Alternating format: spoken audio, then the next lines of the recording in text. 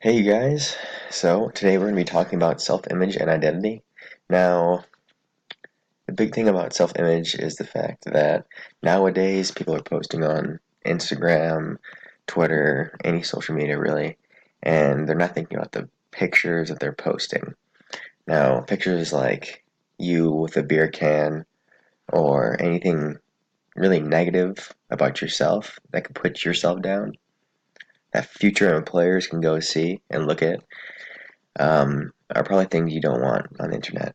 Now, people do make fake profiles for this, but honestly, nowadays, I wouldn't rely on that just because you're really taking a big shot there, not getting caught. Now, what you do want to do is just post things that really represent your character and represent who you are just as an individual, because what employers really want eventually are real people. So next time you're on social media, just think about what you're posting and who is going to be seeing you in the future, or just in general. All right.